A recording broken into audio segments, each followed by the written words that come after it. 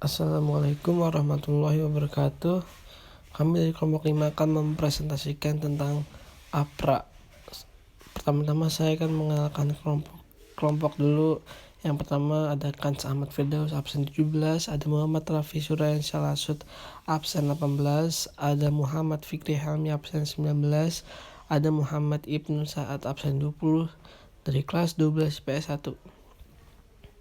Latar belakang terjadinya APRA adalah: pertama, kecemburuan KNIL terhadap TNI semakin menjadi karena pimpinan APRI harus berasal dari TNI. Kedua, pasukan Koninklijk Nederland Indische Leger banyak yang tidak puas terhadap hasil keputusan Konferensi Meja Bundar atau KMB. Yang ketiga, adanya ramalan Jayabaya Raja Kediri mengenai Ratu Adil. Tujuan APRA: 1. Tetap berdirinya negara Pasundan. 2. APRA sebagai negara Pasundan. Kronologi peristiwa: APRA dibentuk yang terdiri dari sekitar 800 orang, diantaranya 300 anggota KNIL.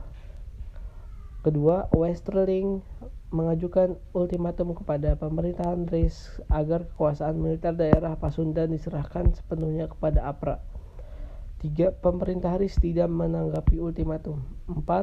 Westerling mulai berusaha merebut kekuasaan dengan kekerasan. 5. APRA bergerak di sekitar Sililin di bawah pimpinan 2 orang inspektur polisi Belanda, Van Bevelen dan Van der Meulen, yang bersenjata lengkap menyerang kota Bandung pada pagi hari tanggal 23 Januari 1950. Gerombolan APRA berhasil menduduki markas staf divisi Siliwangi. Pertempuran tidak bertimbang pun terjadi antara 150 orang APRA melawan 18 orang anggota TNI.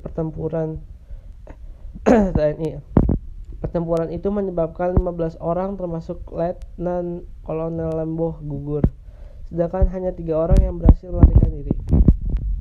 Secara keseluruhan, APRA di kota Bandung menyebabkan 79 anggota APRIS gugur dan banyak penduduk sipil menjadi korban pembantaian. Pemerintah RIS segera bereaksi dengan mengirimkan bala bantuan ke Bandung untuk menghentikan APRA.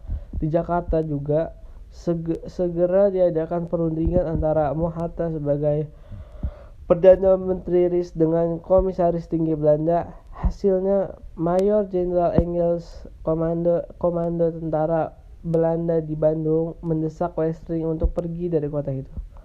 APRA terdesak dan meninggalkan Bandung. Pasukan APRA menyebar ke berbagai wilayah dan berhasil ditumpahkan APRIS dengan bantuan rakyat.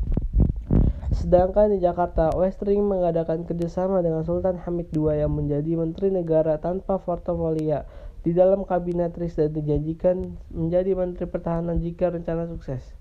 Untuk mewujudkan ambisinya, Westerling dan Sultan Hamid II menyusun rencana sebagai berikut. 1. APRA akan menyerang gedung tempat kabinet RIS bersidang. 2. Semua menteri RIS akan diculik.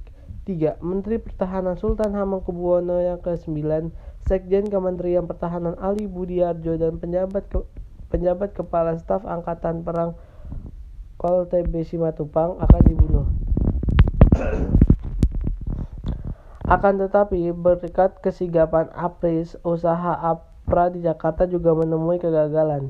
Westerling melarikan diri dengan pesawat Catalina Angkatan Laut Belanda ke Singapura pada 22 Februari 1950 di Singapura. Westerling justru ditahan polisi setempat dengan tuduhan telah memasuki wilayah tanpa izin. Sementara itu, Sultan Hamid II yang ikut serta dengan rencana tersebut baru tertangkap pada 5 April 1960. Presiden Soekarno di depan sidang DPR RIS menyampaikan pidato yang menegaskan sikap pemerintah untuk menumpas pemberontakan Westerling.